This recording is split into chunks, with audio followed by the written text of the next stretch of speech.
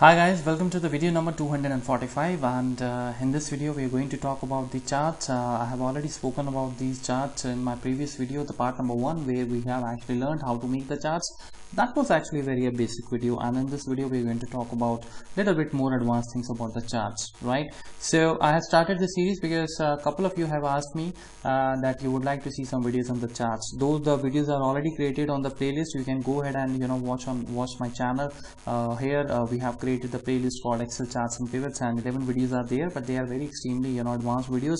Just in case if you don't have any idea about the charts, then first click on this and watch out the video number, the previous video, which video number 244 part 1. Okay, so there we have used this kind of a data, not exactly the same data, that was a very simple data market and just one more column which is called the revenue. But in this video we're going to talk about a couple of more things, like how to select the data, how to take care of data, because selecting the data is always the first step you need to actually consider, right? If you don't have a proper data getting selected, then you cannot really make the awesome chart. Now in this chart, if you have a look, if we want to actually have the revenue 2001, 2002 and 2003 year, and at the same time we have the status also, whether the company is in the profit, loss or at par. Okay, so now what exactly we want to do?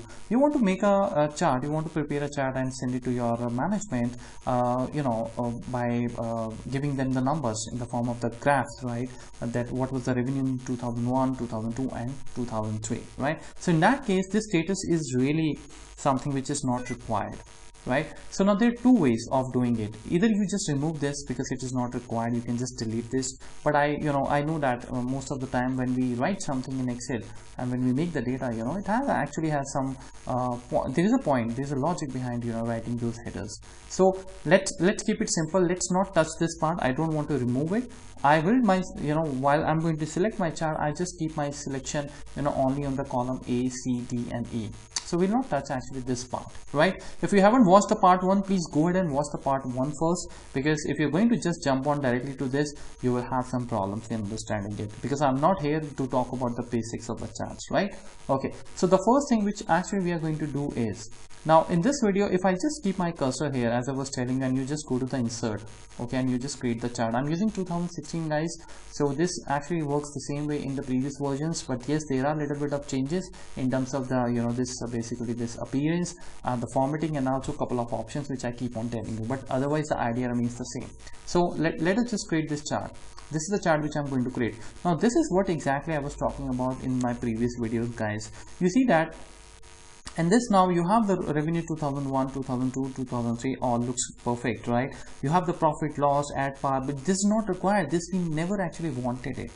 Okay, so if we don't need this B column, then why it is coming? Because by default the chart, when you click on the insert, the selection was on this cell, on this table cell, any of cell, it is going to actually consider the entire table. So this is something which we do not need, so I'm just going to delete this. We are going to create our own chart. Okay, so how we going to create our own chart? I'm going to simply click on the insert, but before insert I make sure that my cell is blank. As you see that, you select any of the cell, right? Keep your selection blank. Now hit on this. Now you can create this chart, right? So clustered column chart, I click on this and the chart is blank now, obviously because there is no data, right? Now what you need to do is, when you select this chart will get activated, right? We know that. You just need to click on the select data, or maybe you can do one thing, right click and use the select data. Both ways are perfect. Now you need to select the chart. Now how I'm going to select the chart? Now first line which I will be selecting is the market.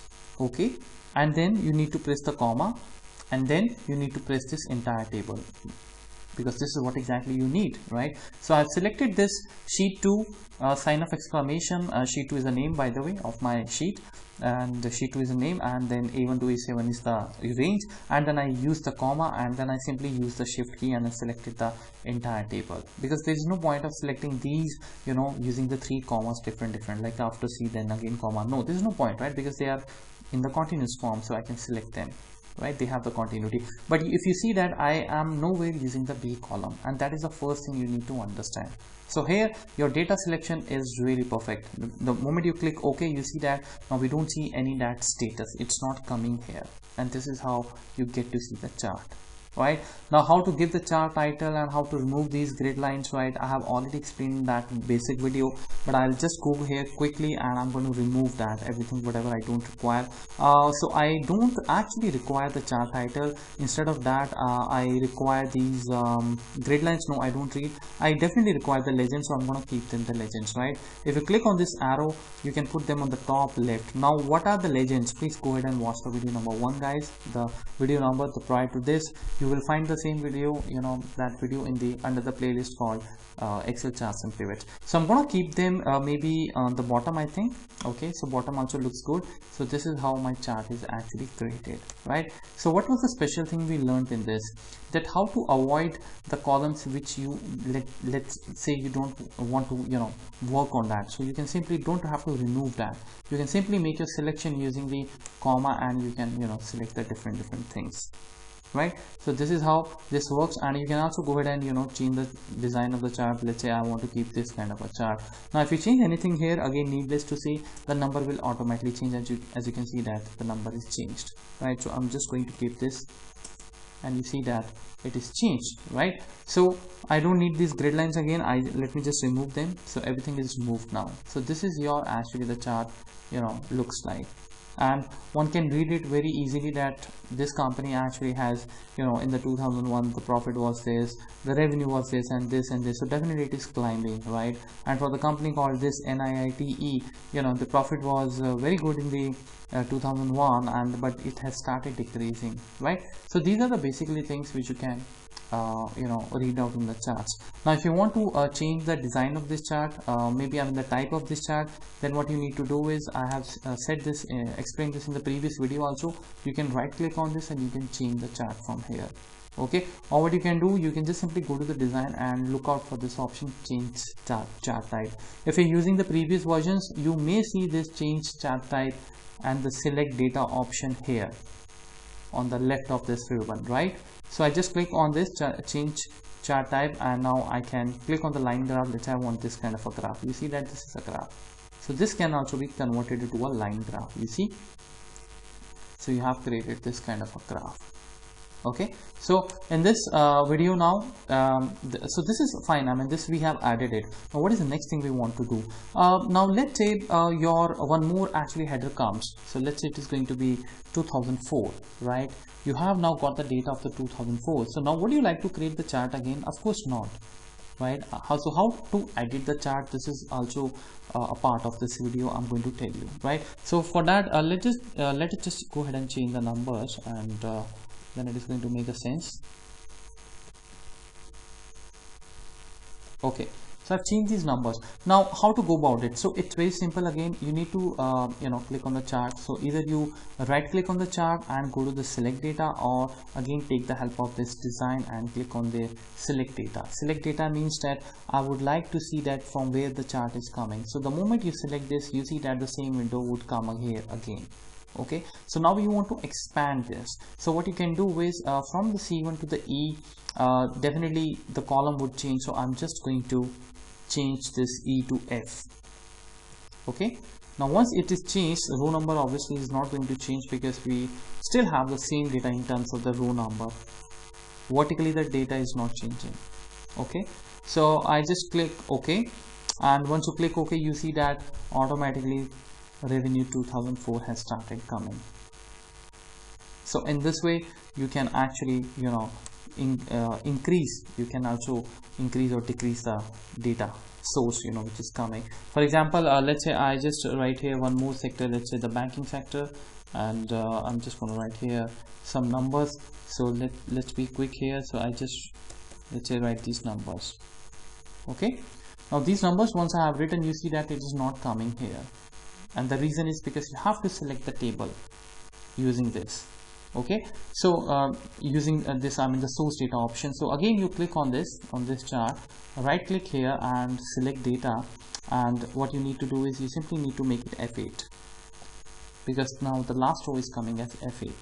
So I just press OK, and now look at this, there is something really wrong happened here, and I really don't have any idea about it. Let's just go back to the design view, and let's hit on the select data. So here I think that the chart data range is extremely, it is actually destroyed, and the reason is because I remember we changed the F8 but we forgot to change the A8 and I think that is the issue. So no problem, let me just undo it. These problems comes, that's fine. So let's go back to that again, you know, this then let me select the chart and right click and go to the select data.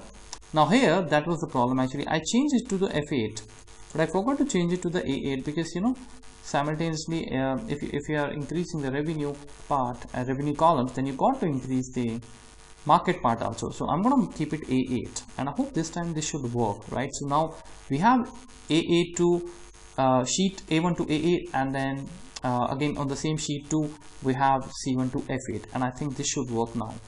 Alright, there we go. And yes, as expected, now we got the, you know, all the lines here, right? So you got the banking sector as well. So by the way, let me just increase the width of this chart, right? And I'm not really liking this option, so I can just go back and I can hit on this column chart. I think this was pretty cool.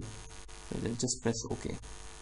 Yeah, that's the one, right? So this now talks about the revenue 2001, 2002, 2003, 2004, all for all the different sectors, right? This is how you can create. Again, as I said, that you can try on the different kind of a templates like this. You have a lot of, now in your Excel, you know, these templates, these designs will be different because I'm using the 2016 and they have entirely different kind of a chart stuff here. But again, whatever the templates they have given, you can choose any of them, right? So this is how you can create this chart. And so what we have learned today is that how to actually work on the different columns in case if you want to, you know, ignore any of the columns. So you can simply use the comma, and if your table is expanding in the downward direction, how you can go back and change the table, and at the same time you can also take care of the column wise also if your column are expanding, right? Now, and we're going to discuss some more charts in the coming videos. So let me know in case if there is any requirement, if you have any comments to share. Thank you so much for watching, and have a very good day.